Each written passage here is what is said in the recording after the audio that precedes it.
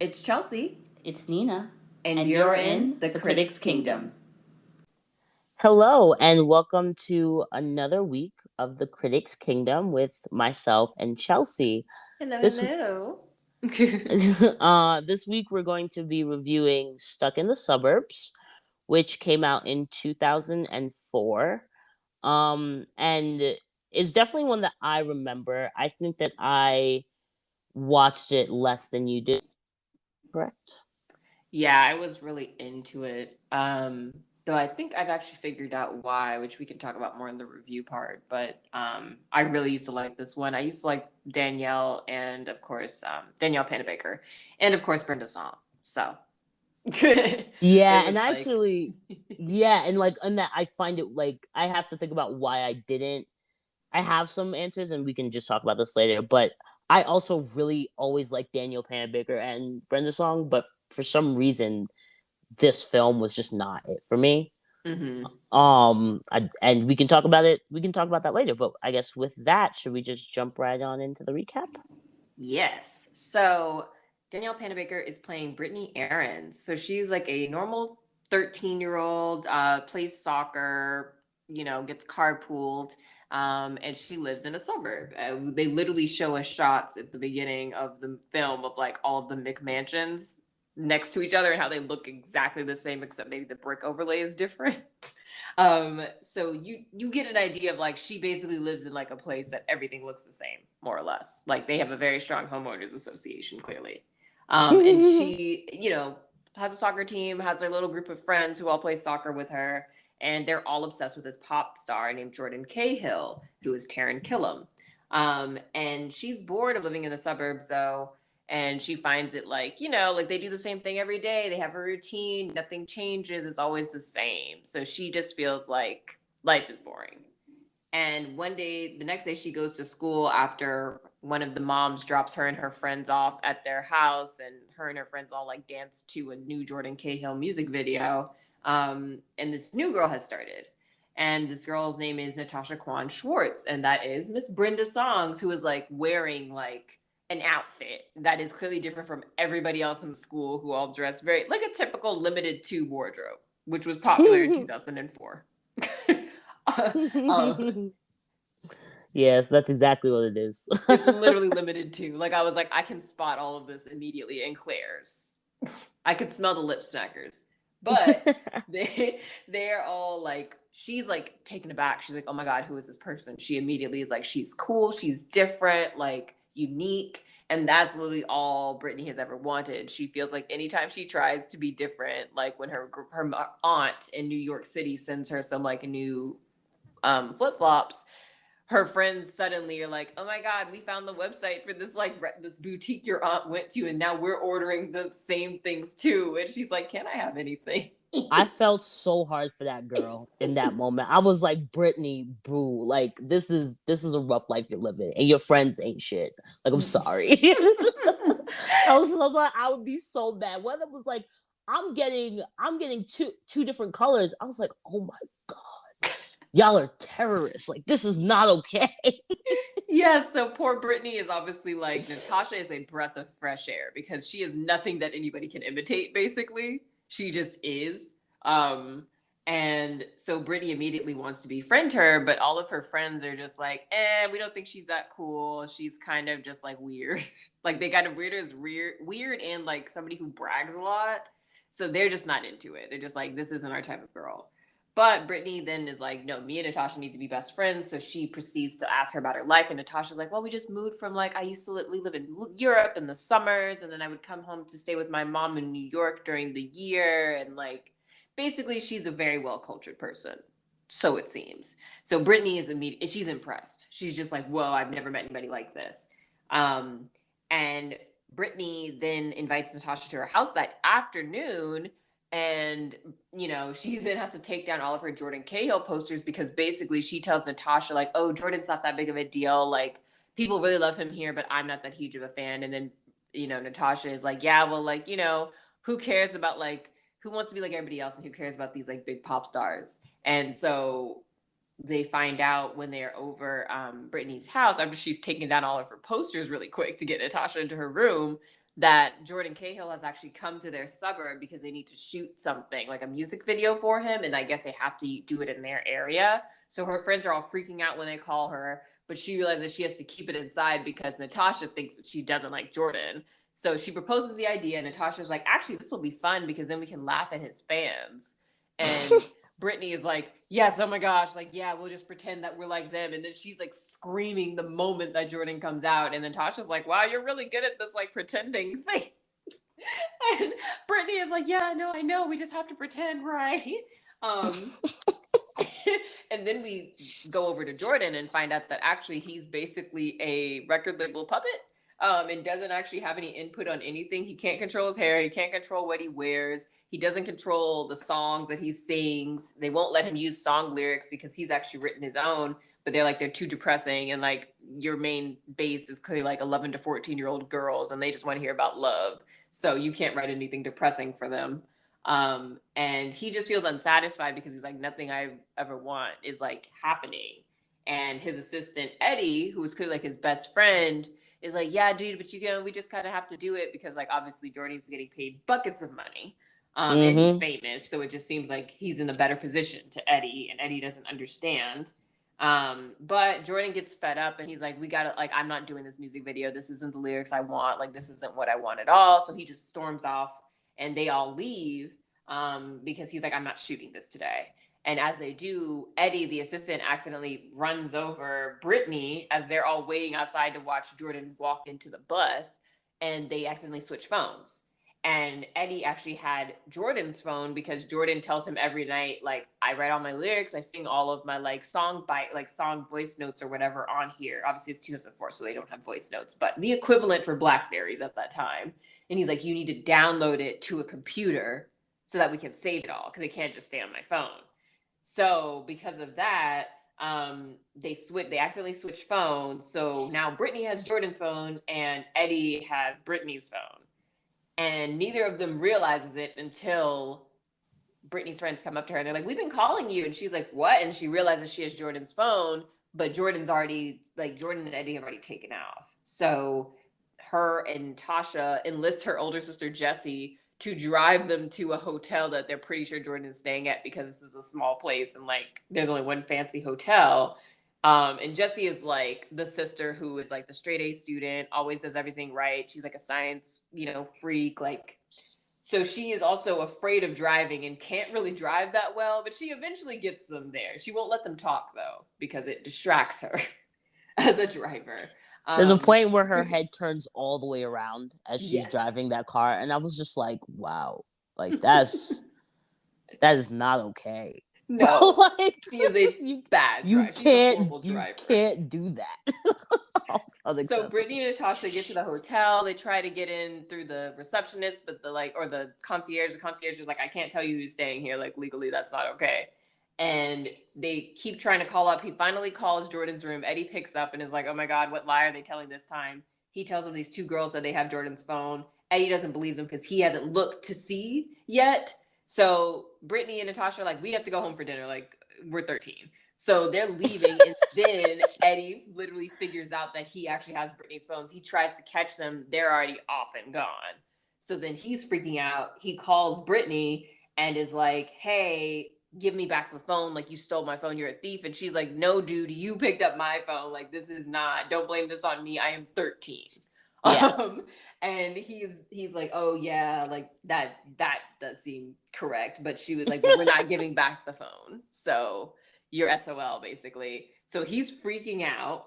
They're ignoring calls from Madonna. Well, they do answer. The call, but Madonna hangs up. Yeah, because they scream in her ear. She's probably like, that's not Jordan's phone. Then Natasha decides it would be fun if they mess with Jordan a little bit, and they like figure out he has a haircut the next morning. So they call the stylist who's going to give him the haircut, and they're like, cut it really short, like cut it all off. And they're like, only don't look at him in the eye and kneel when you see him. They just make up all these rules that they think would be funny.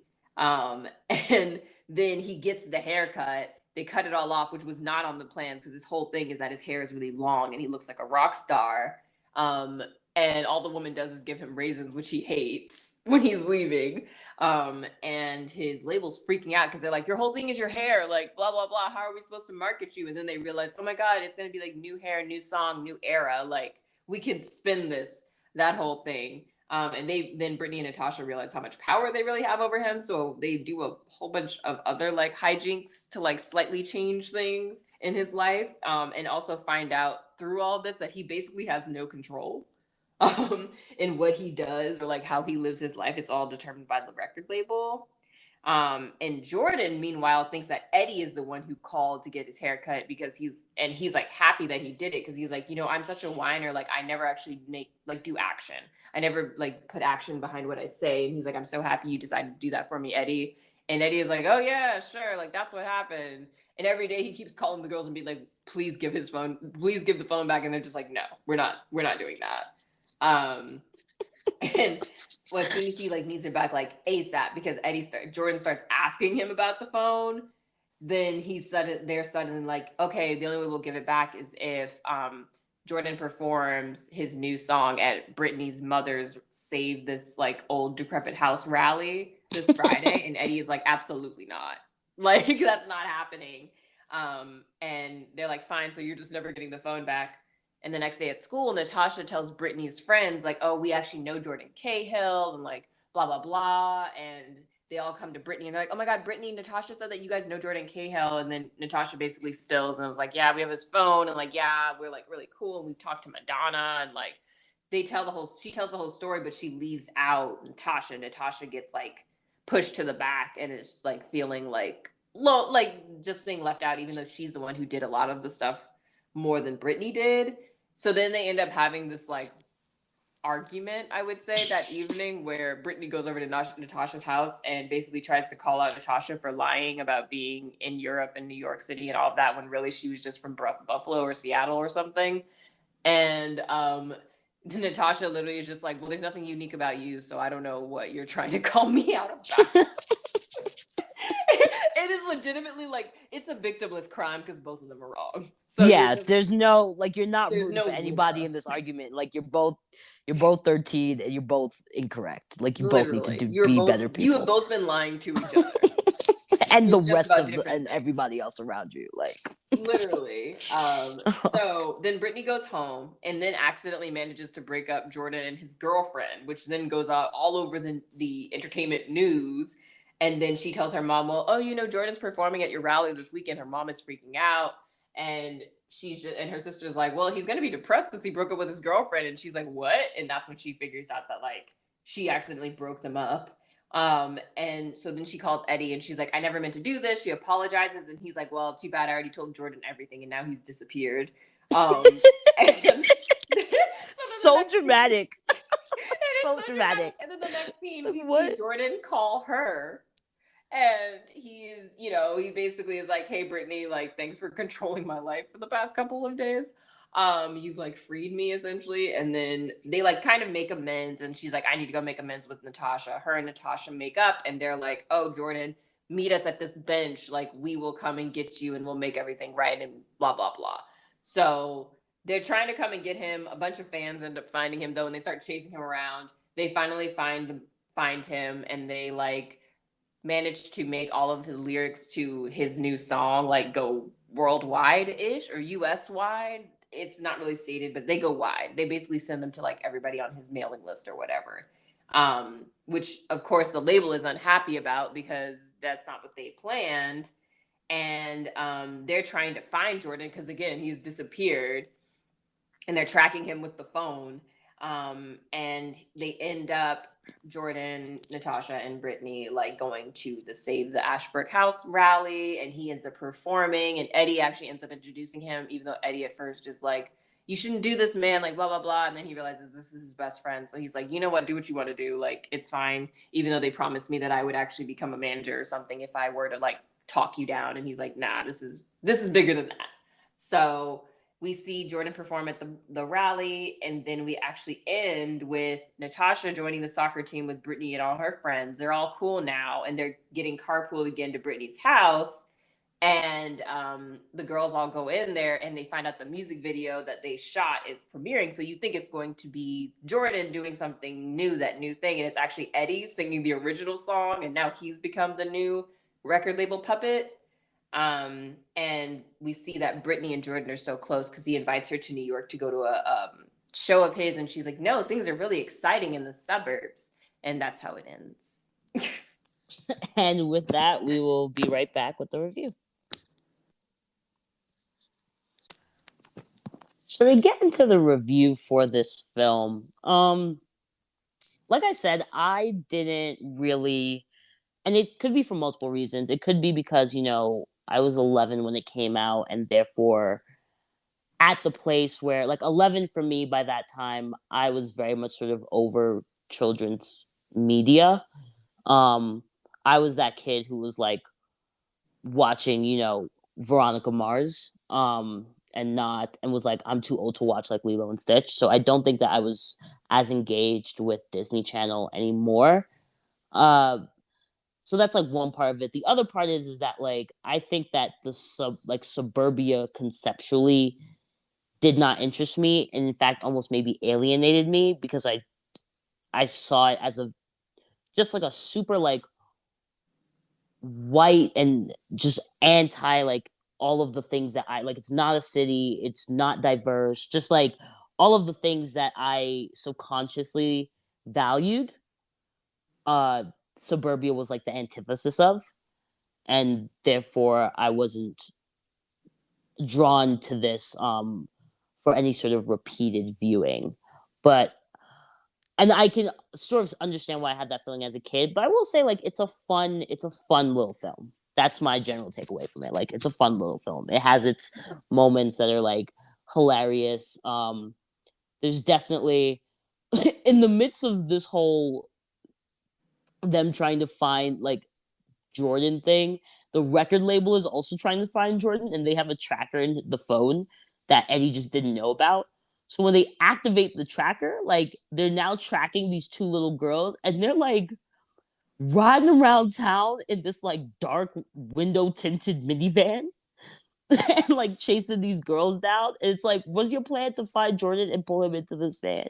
Like, why are you like this like this the suburban thug? Like, I was just like, this is so funny. Like, conceptually watching them do this, it gave me, what it brought me back to, Chelsea? You remember the high school principal in Lemonade Mouth Oh, on yes. the fucking, not moped, what are they called? Yeah, on the Segway. On the Segway. Just riding around terrorizing the students. Like, that's what it brought back for me. And I was like, that's a funny bit. So it's a fun little film. It has its moments. Chelsea, like, how did you feel about the film now, in your older years? In my older years, I mean, I still liked it. I remember I really enjoyed this when I was little, though now I think that might actually be because, where was I when I was, yeah, I feel like this might have been because I personally never lived in the suburbs. We've talked about this on other podcasts, but I basically grew up on a lot of military bases. But I think it might have been because I don't necessarily have a home base. I found it interesting when people do, just by product of like, I don't have a hometown. So I always wondered what it would be like if I grew up where I was only one place my whole life. So I feel like that's the reason probably why I enjoyed it the most, because it was very much an exploration of that. Yeah. And a straight out representation of that versus like other movies where it's like, yeah, they probably do live in like a cul-de-sac or a suburb, but like that's not the point. Yeah.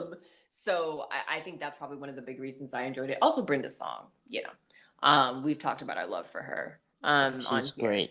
She is great. So great. But yeah, so I feel like looking back on it, I definitely can see that. And I also do feel like most kids that are in that age group, you are trying to look for some sort of uniqueness. Like everybody's trying to figure out what your style is and like what's your thing, and like that like 11 to like 13 is just like a very like fraught period for a lot of people in middle school, because everybody is trying to figure out, either you're trying to conform a lot And within that conformity, you're trying to figure out, okay, but what's the thing that makes me like stand out? Like, am I the kid that likes, I don't know, if you go to some random school, I'm the kid that like randomly speaks French, or like I'm the kid that if I go to a private school and we have uniforms, I always wear like my, tie inside out, whatever it might be. Like I'm just giving some examples. But No, like no, everybody just had their thing, or inside like out my tie. kicks are always shine. Like I always have the best shoes, or whatever it is. That was me,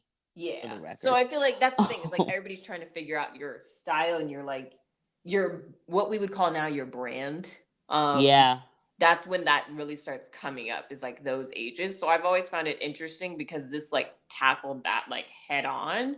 Um and the idea of like image as it relates to, and how early we start developing that as kids. And I actually feel like it's even for Gen Z because they're on the internet so much earlier. Um Yeah.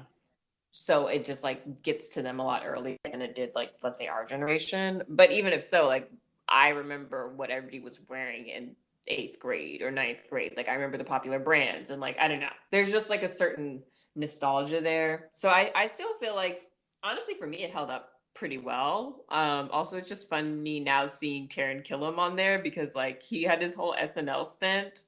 And it's just weird. It's just It's weird weird watching him seeing play like those a two pop things. star. You're like, this is Yeah. Because I see him very much now as like, you're a comedian. Like you're, yeah, you like a know? lot more like goofy and thing, and it's just like it's like the idea of you playing a teen heartthrob. Just like there's a slight disconnect there. It's like when you Yeah. look back and see like Will Ferrell playing like teen heartthrobs. You're like, this is right. I guess this was the period of time where that was like the thing. But yeah, no, I agree. I think like one Did thing I that we say talked Will about is like, Ferrell? Is that who you I did. meant? I mean, homie from Boy Meets World. I don't think is that his name? Oh, it's Will Friedle. Friedel. That's what I was like. No, I was like, Will Friedle. Ferrell's the other. Like, he's the dude. He's like a real Yeah, person. I was like, Okay, huh. I no, was like, was he ever playing Teen no, Heartthrob? yeah, that's. I was I just was gonna like, go with you though. that's not wrong. I was like, that's wrong. Like, that doesn't make any sense. Yeah, Will Friedle is who I Will was Friedle, yeah. referencing. My bad, y'all. It happens. But yeah, I think one thing we were talking about is like the initial shot that they have in here, where they're showing all of the same like suburb McMansion monstrosity in the beginning. And I was just like, it brought me back to Edward Scissorhands, because that's like the first shot of Edward Scissorhands is like all of those houses, the single rows of houses, like, and they all look exactly the same except the paint may be different. So it really brought me back to that. I thought about like Weeds, TV show Weeds with like the opening song on that is like that song that's like little boxes on the hillside.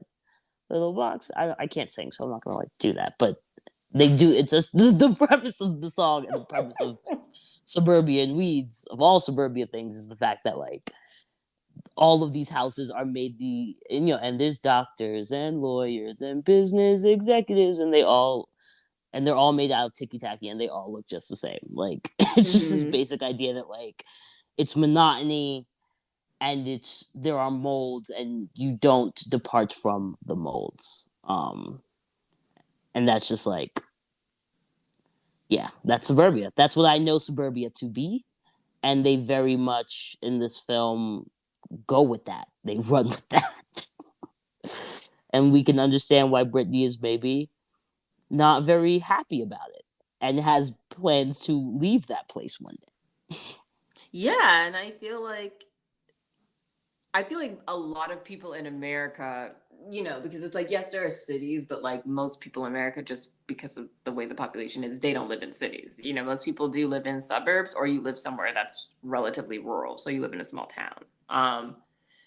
So I feel like it definitely is one of those things that probably your average like Disney kid was familiar with it, or at least had felt something like that, or grew up in like a similar type of situation.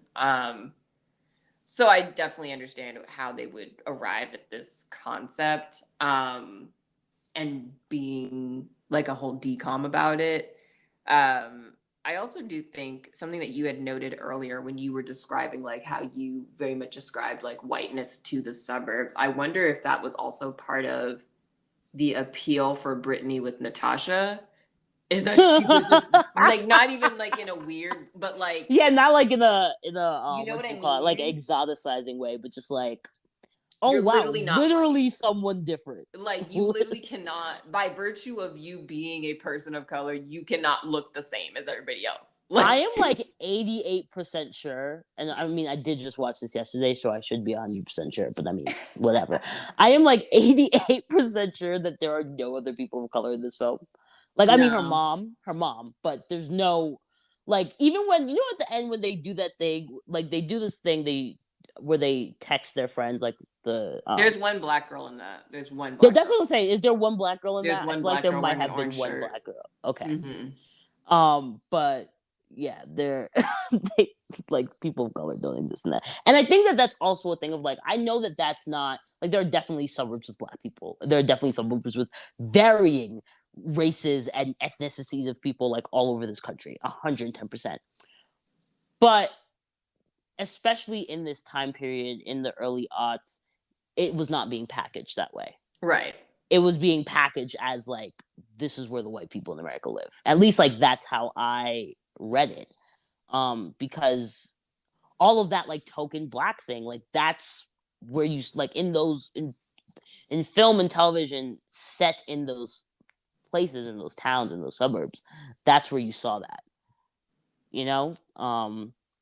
So yeah, that's also kind of interesting. I hadn't necessarily thought about that part of it as well. Yeah, I just think it's I think it is actually what you're saying is also related to the fact that the way that this is going to get into zoning, but because it's related to it, because what I'm Yeah, trying we've to come say back is to that a lot. you ascribing that whiteness also very much corresponds to how we do school zones and neighborhoods in this country due to Yeah. redlining. So like ascribing that whiteness to suburbs is not wholly inaccurate, because for a lot of people, um most of these, like especially these schools that are in these like, she's clearly in like an upper middle class area, I would say, like just Yeah. based on the houses. So they're in upper middle class area. Most likely that school was probably 95% white, just Yeah. because of how we're zoned in this country. And maybe you had like 5% of like Asian, black, native, whatever. You might have had that mix, but you weren't going to see them because majority of that school was most likely white. So I just to say that like you're not wholly wrong, but there definitely are like black kids who are unfortunately who have to probably deal with all these white people. I Yeah, feel and there are also neighborhoods, like suburban neighborhoods, where it is just, but this is like, the problem with that is, that's clearly, a holdover from segregation, whether it is done by a self segregation to like protect Mhm. from, the more dangerous of the white folk, or if it's, something that's done because of the othering by people who see those peoples as like non-desirables, Gotta love um redlining.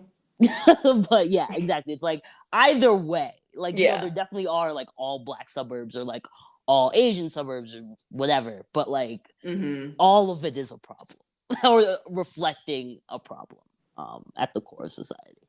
We're still very segregated people. I feel like we've discussed this, but we are very segregated. Yeah, it's a nice thing to remind everyone Yeah. consistently. Because I'm just like, this also is not something that like is shocking either. I feel like there being a pretty much all white school and everybody has all white, or even if it's not, there everybody has like all white friends. Like that's a lot of um people even to this day. So I yeah. definitely think that that's like a truth that does ring true here. But I do think that's part of the reason why her and Natasha like probably got on so quick, because she's like, you were just by being you unique. Yeah. And you just happen to be one who People. carries it well. That's literally what it is. Yeah, and I mean, like, and it does, like, at the end you get that thing where Jordan essentially like lets her know that he's also from like a small town or like Hmm. a suburb, and he's like, but I don't really, because he's kind of like, like it's that thing of, and he's like, now I kind of just wish I could have it all back. Like he kind of does that Hmm. kind of thing. Although I have personal feelings about Jordan, because I'm like, Jordan, you seem like you just enjoy being a puppet. Like you run away for 15 seconds, but like you're happy. Like for a while, you were clearly like okay with the label controlling your life because like if you weren't, you would have bounced significantly earlier. And then you were like really happy when your best friend took it upon himself to begin controlling your life and you thought that that was happening. And then you were cool with these 13-year-olds like doing this thing to the point where you're like, oh, like they're just being kids. And I actually really am thankful for all the things you did for me. You seem like a man who doesn't like to take control of his own self and be responsible for the direction in which your life goes. So he said it. He's like, I'm a whiner. He's like, I whine, I don't take action. Like he legitimately said it about himself. Like it's true that maybe he's more self-aware than I'm giving him credit for. So I don't know if that is the best person to be the advocate for suburbia. Because I mean, yeah, you don't like you're not someone I want to imitate, or that I really think anyone should imitate. yeah, because I wrote down exactly what he said. So he was like, you can be stuck anywhere and you can't blame the location. You can only blame yourself. Suburbs are a state of mind. And I'm like, I see what you're saying. I think you're trying to get to the fact that it's like, no matter where you go, you're always stuck with yourself, which is a very real thing that I don't think a lot of people realize until they're like 28. Yeah. But he wasn't the right messenger for that message. Yeah, it wasn't. Yeah.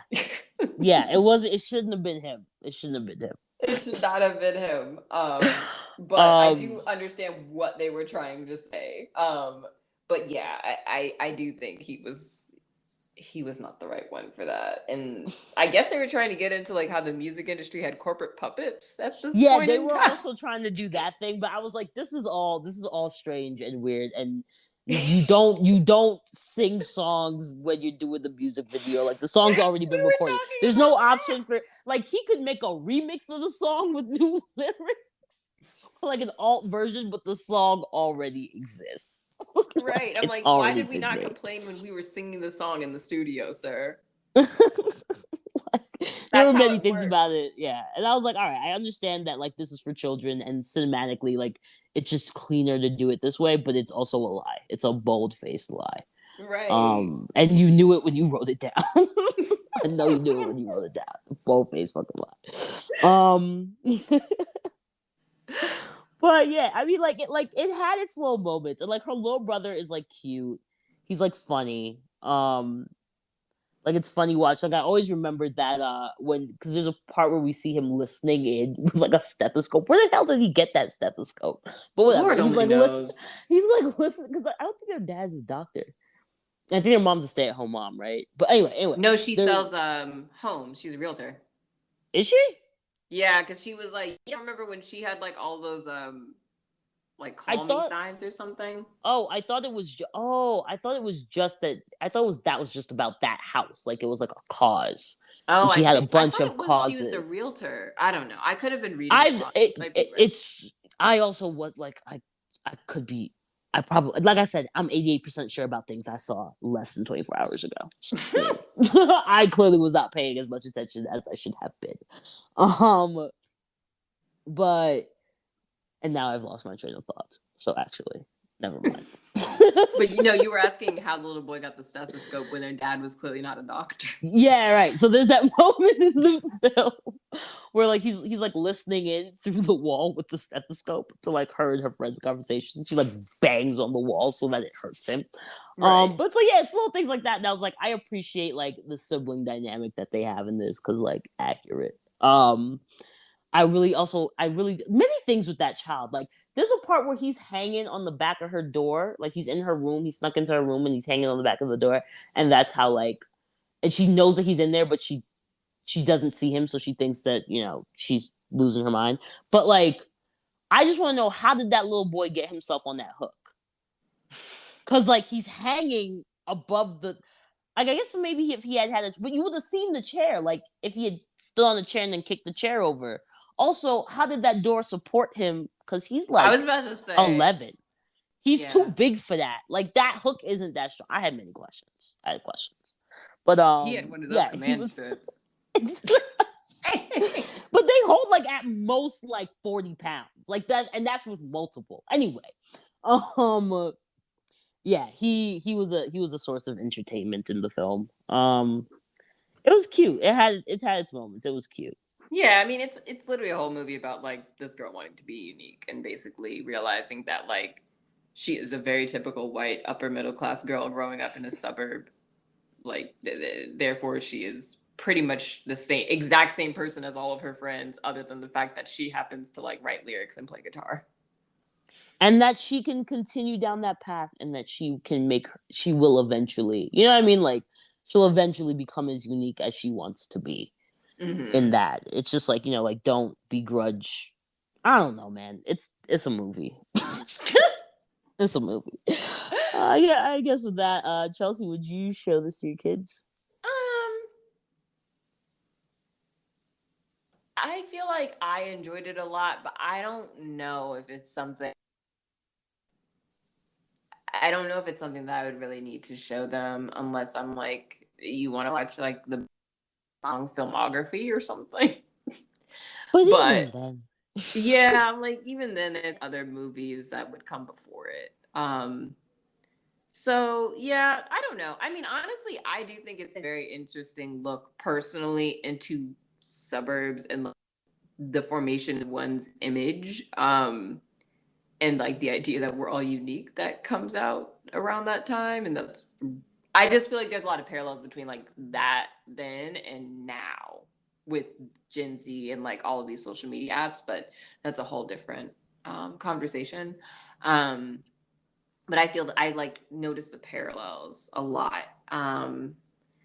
So I don't know. I guess it depends on how image conscious we are at that point, because I do feel like we're gonna eventually have to like go backwards on that because we're super image conscious right now.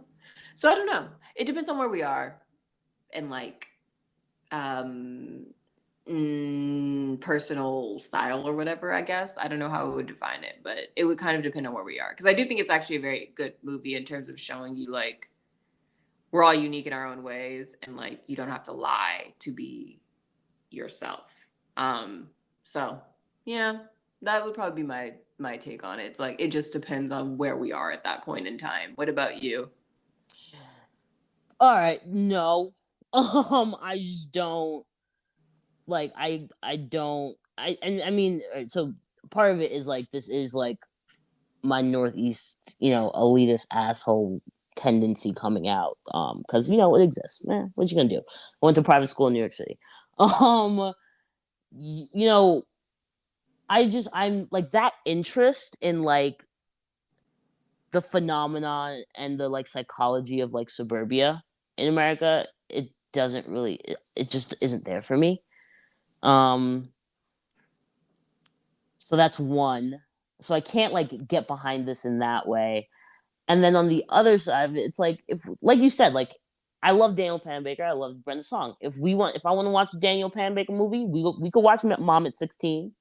That's fun. Teaches you some things that are probably kind of important, and that I don't intend to be no like to raise nobody else's babies. And then we could watch other Brenda Song stuff. Like there's just other things that we can watch with those people in it.